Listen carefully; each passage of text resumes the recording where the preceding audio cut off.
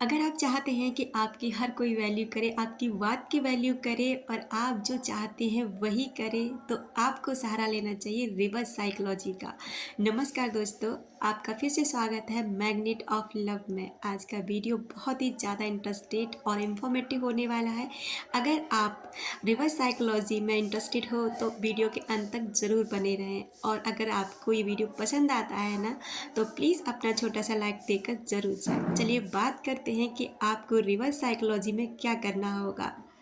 Reverse psychology इतनी ज़्यादा powerful है ना कि इसका इस्तेमाल बड़े बड़े ब्रांड्स, पॉलिटिशियन और कुछ पावरफुल लोग करते हैं अपनी बात को इनडायरेक्टली मनवाने के लिए। जिससे क्या होता है ना कि आपका ना उन पर ऐसा प्रभाव पड़ता है कि आप ना चाहते हुए वो काम ज़रूर करते हैं, क्योंकि ये रिवर्स साइकोलॉजी होती है ऐसी कि हम इंसानों की ना माइंड पर सीधे वार करती है, जिससे कि हम न चाह कर भी उन कामों को ज़रूर करते हैं जो सामने वाला चाहता है। क्योंकि वो हमारे सामने न इस तरह की चीज़ों को पेश करता है कि हम नहीं चाहकर भी ना उन चीज़ों की वैल्यू समझने लगते हैं और चाहते हैं कि ये काम हम करें, क्योंकि हो सकता है ना कि ये काम हमारे लिए फ़ायदेमंद हो।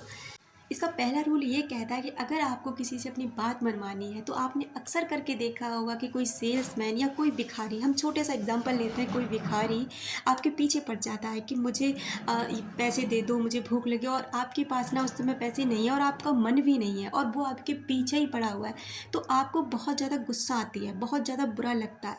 ऐसी सेल्समैन जब आपके वो बहुत पीछे पड़ता है ना, प्लीज़ ले लो सर, प्लीज़ इस चीज़ को लीजिए, तो आपको क्या लगता है ना कि ये चीज़ बेकार है, बिक नहीं रही है, इसकी कोई वैल्यू नहीं है, इसलिए इतना पीछे पड़ रहा है, इसलिए आप ना चाहकर भी उस चीज़ को नहीं लेते, क्योंकि आपको लगता है कि ये चीज़ ख़राब है। और वहीं वो सेल्समैन केवल आपको उसकी क्वालिटी बताएगा कि इसके अंदर ये क्वालिटी है, ये चीज़ें हम आपको प्रोवाइड करा रहे हैं, और बाकी डिसीजन आपका है कि आप इसे लेते हो या नहीं लेते हो।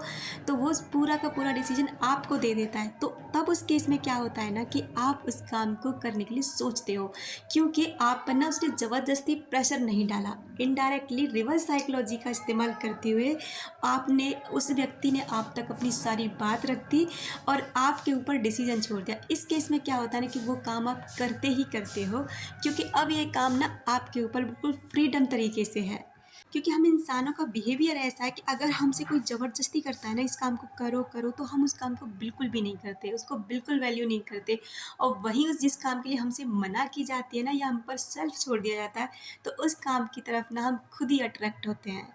इसका दूसरा रूल ये कहता है कि अक्सर करके लोगों को बहुत ज़्यादा चीज़ें डराती हैं जो क्वांटिटी में कम होती हैं, यानी कि लोग उनकी तरफ ज़्यादा आकर्षित होते हैं जो क्वांटिटी में कम होती है। अक्सर आपने देखा होगा कि बड़ी बड़ी यूनिवर्सिटी, कॉलेज, उन लोगों की तरफ इतने लोग अट्रैक्ट क्यों होते हैं, क्योंकि उन लोगों को लगता है ना, जबकि पढ़ाई हर जगह सेम होती है, किताबें वही हैं, टीचर भी वही हैं, पढ़ाने का तरीका भी वही होता है, लेकिन एक नाम है, एक ब्रांड है, और एक इस चीज़ से फ़र्क पड़ता है कि हमने कहाँ से पढ़ाई की है। तो बस केवल इसी चीज़ के लिए उन कॉलेजों में इतनी भीड़ होती है ना कि उनके एग्ज़ाम देना कितना क्रिटिकल होता है, और लोग बहुत बड़ी बात समझते हैं कि हम उस कॉलेज से पढ़ाई कर रहे हैं। तो वहीं इस पर ना एक एक्सपेरिमेंट किया गया कि एक जार में ना साइंटिस्ट ने 2 जार लिए, एक जार में उसने 2 चॉकलेट्स को डाला गया और दूसरे जार में 10 चॉकलेट को डाला गया।